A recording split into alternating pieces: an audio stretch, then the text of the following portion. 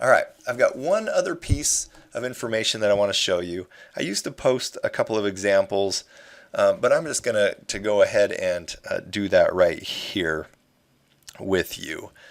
And let's say that we in our calculations,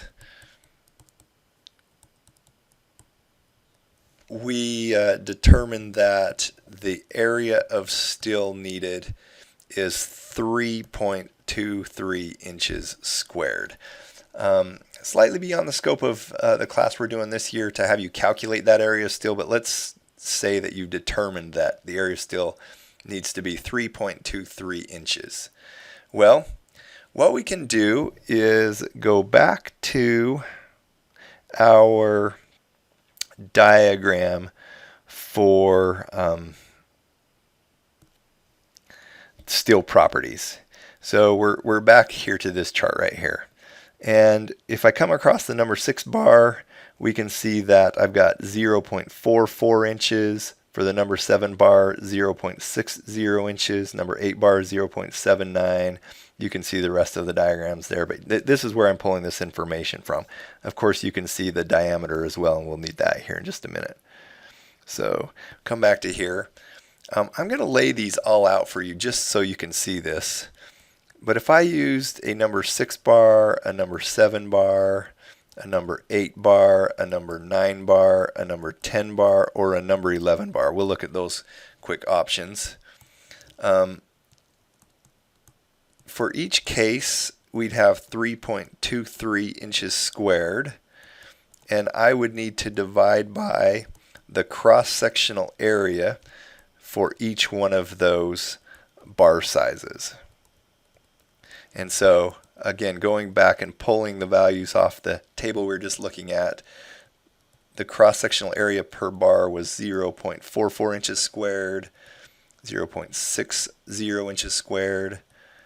I don't think I called all these other ones out, but they turn out to be 0.79 inches squared, 1 inch squared exact, 1.27 inches squared, and 1.56 inches squared. All I'm doing is I'm taking the ratio of the amount of steel I need divided by the cross-sectional area in a number 6 bar, and it tells me that I need 7.3 bars. I'm not sure about you, but I've never seen 0.3 of a number 6 bar, so I'm going to round it up, and I've got 8 bars that I would need. We'll follow this math the rest of the way down. This would mean I need 5.4 number 7 bars, 4.1 number 8 bars, 3.2 number 9 bars, 2.5 number 10 bars, or 2.1 number 11 bars. Of course, I plug these in a calculator. I'm not smart enough to do this math in my head. I just have it written down on a paper. So I'd use 6 bars here. I use 5 bars here, 4 bars, 3 bars, or 3 bars right there. Now, I'm not gonna deal with every one of these, but I want to quickly show you the boundary conditions.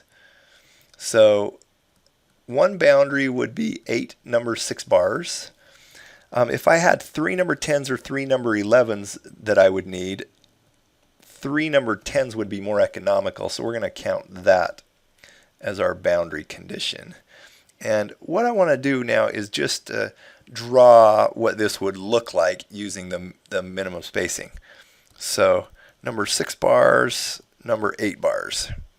And I'm literally going to draw it in here. What did we say we needed? 8 number 6 bars. So I've got 1, 2, 3, 4, 5, 6, 7, 8 bars. Go ahead and we'll shade those in so they show up a little better. And I wrote something incorrectly here. This should be number 10 bars. Sorry. It was 3. We'll draw them a little bit bigger.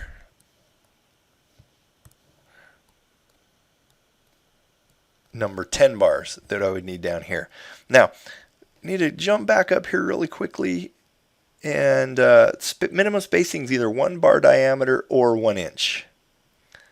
So for these bars right here, number 6 bars, they have a bar diameter of 3/4 of an inch. 6 divided by 8 is 3/4 of an inch. Or you could go look that up in the table that we looked at just a moment ago. 8 bars times 3/4 of an inch. This is the diameter right here. And I would have 7 spaces, 1, 2, 3, 4, 5, 6, 7 spaces in between those 8 bars. And the bar diameter would be 3/4 of an inch or 1 inch. I've got to go with the 1 inch in this case. The 1 inch governs. So this one is the spacing right here. If I do that math right there, it means I need 13 inches from this bar to that bar to fit all this rebar in. For the number 10 bar, I would have 3 bars times 1.27 inches ends up being the bar diameter, plus 2 spaces, 1.27 inches. I'm not going to label those, but it's the same diameter and spacing. You crank that through your calculator. I only need a 6.35 inch width to fit everything within. And so the point of this whole little exercise that I'm trying to note for you is that typically the bigger the bar, the more readily it will fit within the beam width. If we had an 18-inch beam, we're probably going to fit up here. But if I've got a 10, or let's say an 8-inch beam, or a 10-inch beam, this one won't fit, but the number 10s will. All right, one final piece that I want to draw for you on here is we technically didn't include cover. Notice I went from rebar edge to rebar edge. I'm going to just draw, we'll stick with the number 10 to continue our example here. And let's assume that the cover for this beam would be 1.5 inches, as we noted in the previous video. And let's assume that I'm using vertical steel, rebar steel, stirrup steel, which we'll talk more about in the next video. But let's say we're using number 3 bars.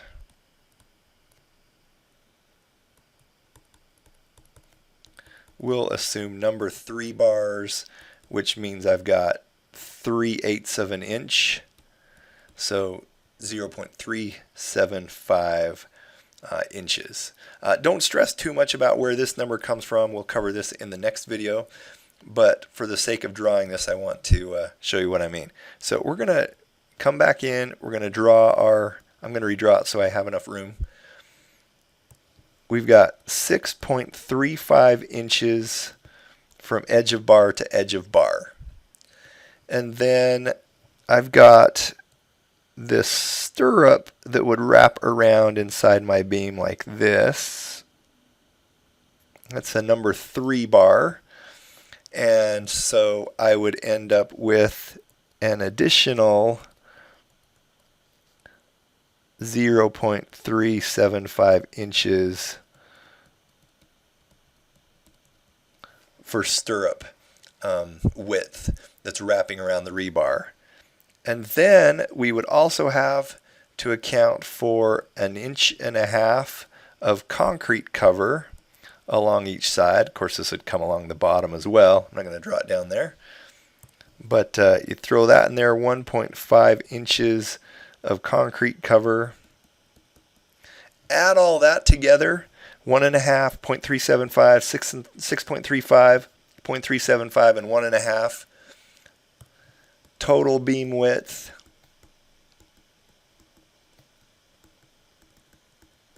equals 10.1 inches wide.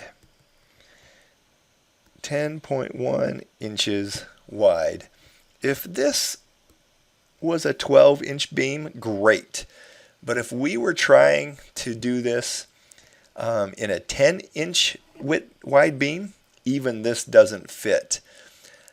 It's slightly beyond the scope of this class to determine what to do if that happens. We'll just end it there and say we'd have to do something extra. But sometimes what you can do is use 2 rows of bars instead of just one, or increase the width of the beam. And those would be a couple of common things that you would have to do there. So wanted to give you an idea of how to account for the rebar fitting within the width of a beam. And again, typically you're just building whatever the plans specify. But as you see this right here drawn out, hopefully that also implies that we need to make sure the pieces are in the right place. If you get your bars too close together, the rebar gap becomes too small, and the concrete might bridge and not go in between there, not bond to the rebar properly. Or if you have not enough cover out here on the edge, you might expose your concrete might spall off and expose your rebar to weathering and damage the rebar, and then you don't have the strength that you think you need. And likewise, every one of those bars matters because they're part of the design for maintaining the tension and compression ratio necessary to withstand the bending loads that are imposed. So there's an overview on bending reinforcement.